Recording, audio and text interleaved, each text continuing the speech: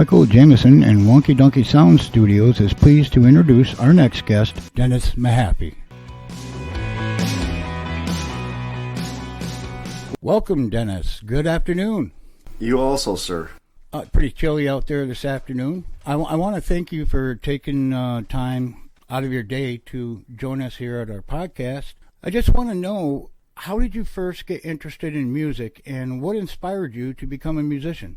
That's a good question. The honest answer is I really don't know. Back in high school, doing some musicals and chorus and stuff like that, just watching other people sing and enjoying what they do, singing just comes natural to me. Right. And I feel very blessed and very fortunate.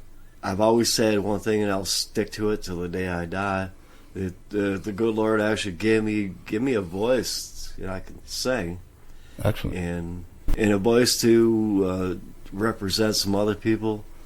Just go and do and have a great time. Music, it fills your heart with inspiration. And yes, excellent. Can you tell us about your creative process when writing and recording music? Yeah, I'm not patting my own, tooting my own horn.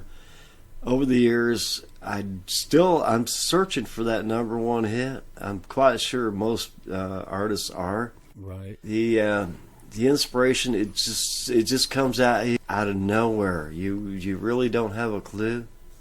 Mm-hmm. Unlike playing baseball, where you have to have somebody throw a ball at it, or you got to play in the field, you can do it all on your own. Right. It's amazing, and most of the stuff happens like in the middle of the night. Mm-hmm. So, do you first write lyrics, or do you first come up with a melody, or how do you approach that? Is writing songs?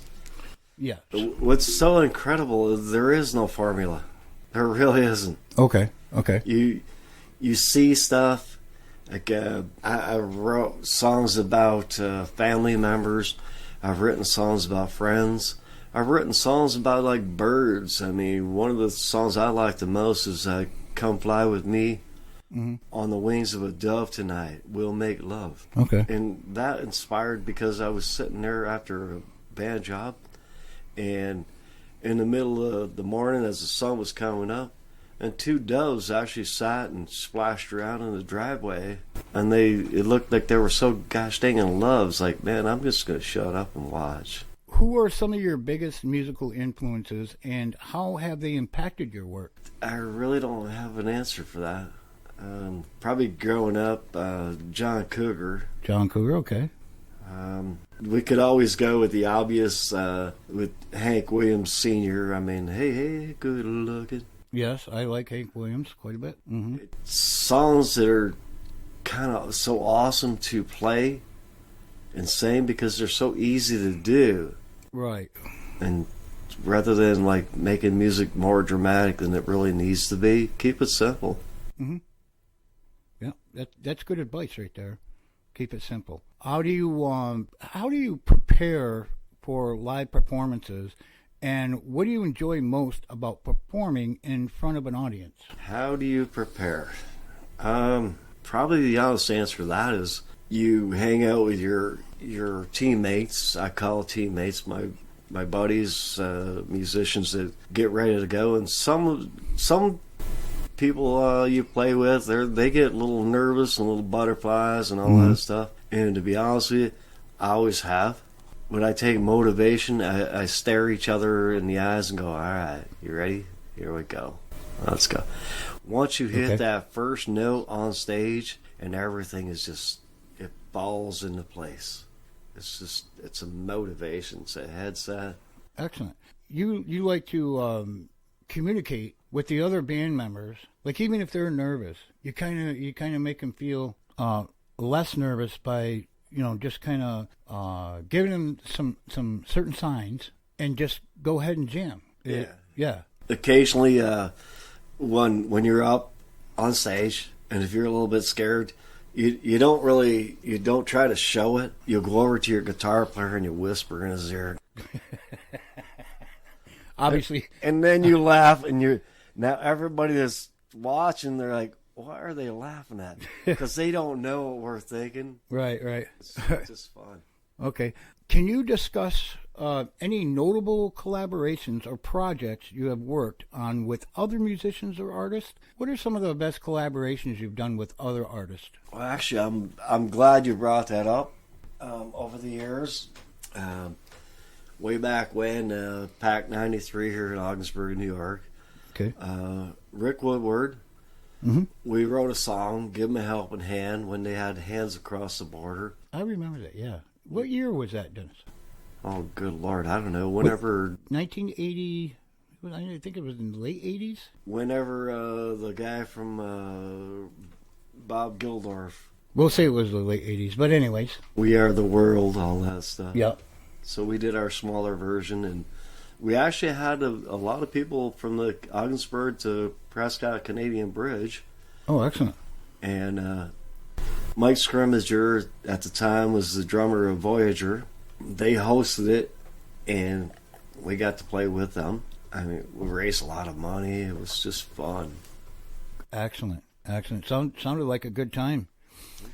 How do you balance your artistic vision with commercial considerations when making music? And what I mean by that, let's say you were approached by a big-time music production company, and they were offering on the table huge amounts of money, but they wanted you to do something that you were not comfortable with. How would you approach that? Is money more important, or is your artistic value more important? The answer to that to me is very simple. Money doesn't mean nothing to me. I certainly am not rich. Hell, not even close. No, it's what you do. You write songs, you put it on a piece of paper, and then if one person in your life likes it, that's important to me. Millions of fans, that'd be awesome, but hey, you got to live in a real world. Yes, absolutely. Absolutely. This is a question that a lot of the younger upcoming musicians always ask, because sometimes they get in this rut. But how do you stay motivated and inspired to create new music, and what advice would you give those two aspiring musicians, the younger generation? Probably one of the things I tell a lot of people, just if you're a pianist or if you're a guitar player and you like to write songs, you love what you do it because you love to do it. True story. And I actually was dating this one lady, and everybody hears the story about like you love your instrument more than you love me. And I did make the comment, simply goes, yeah, you know what, you're right. And I tell you why. Because I pick my guitar up, it makes me feel good. I can make it talk, and then I put it down and it shuts the hell up. And that was really rude. Right. God love her though. Yeah. True story. I still love her though. Yeah. Excellent. That's a good answer there. Well, can you talk about any current or upcoming projects or releases that your fans can look forward to? Well, I was going to say, because I brought a shirt over underneath the shirt I got. A few years ago, some friends of mine, we did a fundraiser for Make-A-Wish and donation to life, organ donating, because a nephew of mine passed away at 18 of cancer. Oh, sorry to hear that. And my wife, she died of a heart attack, stroke. Wow. But she donated her corneas and skin graft. It's amazing the power that you can have, motivation, just by watching things in life. Enjoy it. Incredible. Now, you have any future gigs or any collaborations? Do you have any future things going on at your club or? Well, it's always a constant thing. Since I've retired and now I have a little more time to experience, sometimes I stay up till 3, 4 o'clock in the morning, just sitting on the piano, banging out words. And I mean, a good friend of mine years ago, we played some music here and there, and we practiced. And so I come up with a song called Something, just Anybody that ever wants to play music, just play a C chord Okay. and sing the word something. Now, I understand that gentleman that I interviewed not too long ago, by the name of, he goes by Buzzy Sargent, he had mentioned that he hosts a yearly event at his place. Somewhere around the Seaway Festival. I think it's like the week before the Seaway Festival. Anyways, will you be attending that event as well? Well, the obvious answer is hell yeah. Hell yeah! All right, glad to hear it. So if you're out there, Buzzy, and you're hearing this, I can tell you it's a hell yeah for both of us. So one more question, Dennis.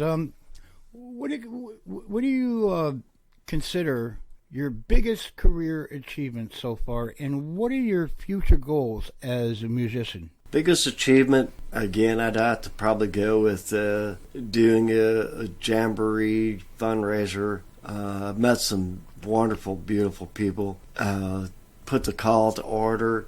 Artists, when you go and you host a fundraiser, so many beautiful people come out of it, and I gotta do a shout out to like the Generation Gap from Norwood, Norfolk. Generation Gap, Norwood, Norfolk. Okay. Steve Reed, his family, they always show up. Joe Murray. Joe Murray, husband, okay. From Rockin' Horse years ago. Jim Fitzgerald. Jim Fitzgerald, yes. All those folks, over the years, it's amazing. We just show up. I mean, you just do what you do. And it's so much fun to do what you were gifted to get. Well, how many guitars do you have, Dennis? Not enough. Not enough. Okay. Well, Dennis, I want to thank you very much for appearing on the show, and we'll talk to you next time. All right. Thank you, sir. Thank you.